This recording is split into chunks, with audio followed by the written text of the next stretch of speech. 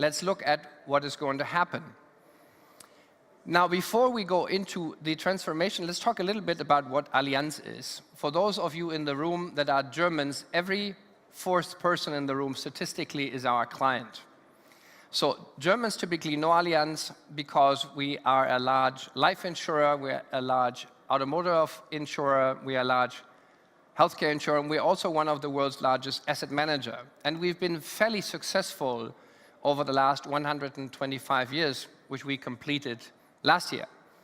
When you look at one of the key dimensions, that's performance, our financial results have been really good.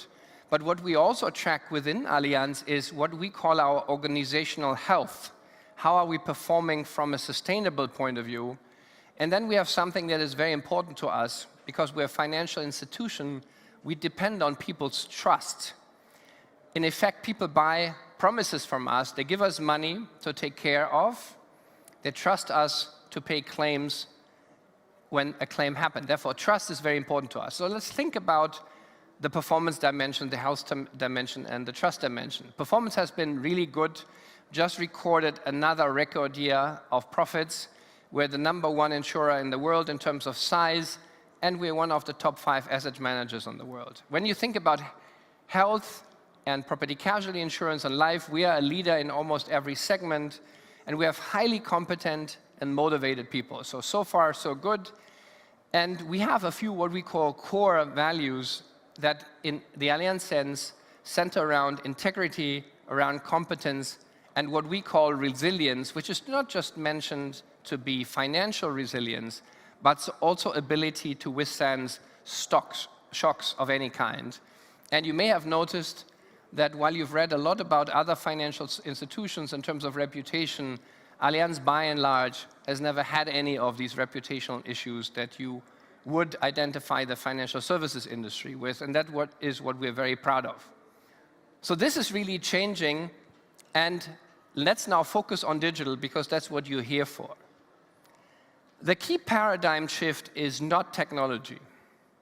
Let me repeat that. The key paradigm shift is not coming from technology. It is coming from the fact that technology enables us and others to create new services and new products that just do a better job of serving your needs than our traditional paper-based or old technology-based products. If you go to the App Store, you can basically download all the technology that Airbnb and Uber has. So that is not the point. The point is taking technology and entrepreneurship and recreating business models in a way that give clients a better product at a lower price and at a higher quality. And therefore, within Allianz, I'll get to that in a second, the #1 priority is not to understand everything about technology, but to understand everything about our clients. And what needs do they really have? What needs do we fulfill today? And what are unmet needs that we should be serving better in the future? Therefore, we are thinking very hard about what does this new world really offer to our consumers, and how do we work with our clients to develop new services that better meet their needs. Now, we're not doing this out of altruism. This is not because we're trying to be good people. That is true as well, because we're on a mission. But the reality is, the most profitable and fast-growing businesses are those that have the highest customer satisfaction. Many of you have an iPhone. Let me see hands who has an iPhone. So you all probably know that the margin on sales that Apple has is more than 70%, correct? I have yet to find a client that is complaining about the fact that Apple is making so much money. Nobody complains. Why should they? Because you all love your products. We have to think the same way. It is not about whether our products are pricey or not pricey. Are they great for consumers? And if they're great for consumers, people are willing to pay a premium. If they're not great, people are not ready to honor these services properly. So we need to deliver great services, and technology is a means to achieving higher customer satisfaction. Let's look at the components. The new world has a lot of advantages because it allows personalization. We found that in the music world through the streaming services, and before that with iTunes. You only listen to the music that you would like to listen to, not all the other crap that used to be printed on CDs. That is the essence of the innovation that we today have. We can develop personalized services. We can really meet expectations that were too expensive to serve in the past.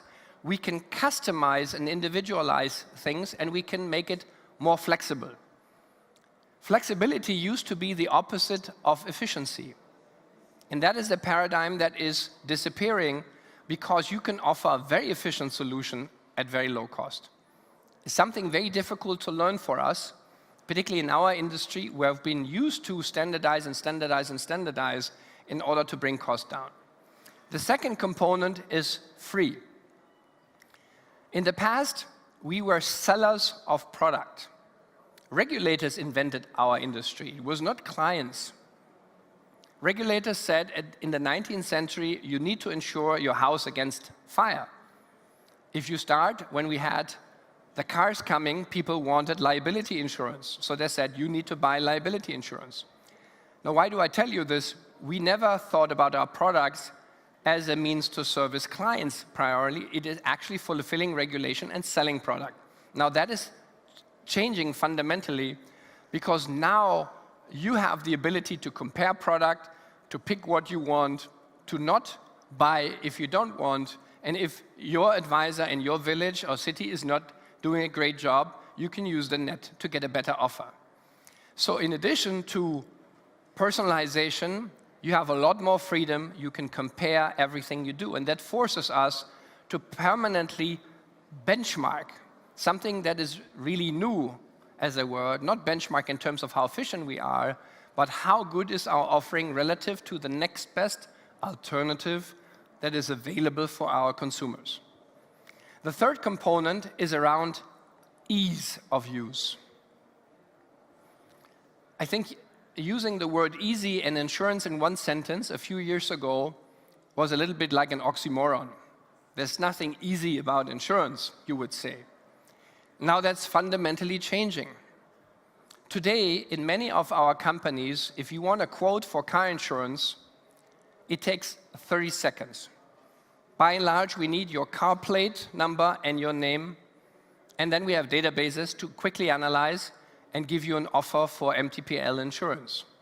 A few years ago, you would have to fill in a 3-page questionnaire, and then it would take probably 3 hours to get you the first price point. By that time, you were already very frustrated.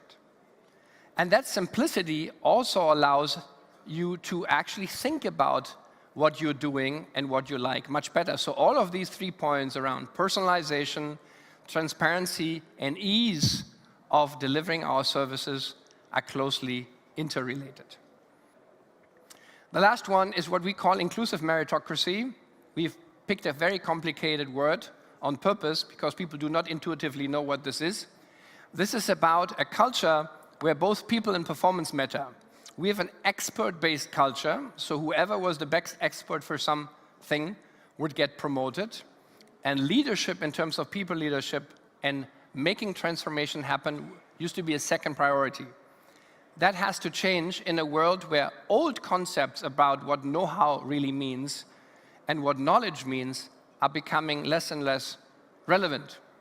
And that has huge implications. For example, we used to pay people based on outcomes, and that's what we do, but not based on how they will achieve a certain outcome. Where they're bullying their staff, or are they really being motivating their people? Sounds pretty self-evident. In a world where you have to be networked, this is really important.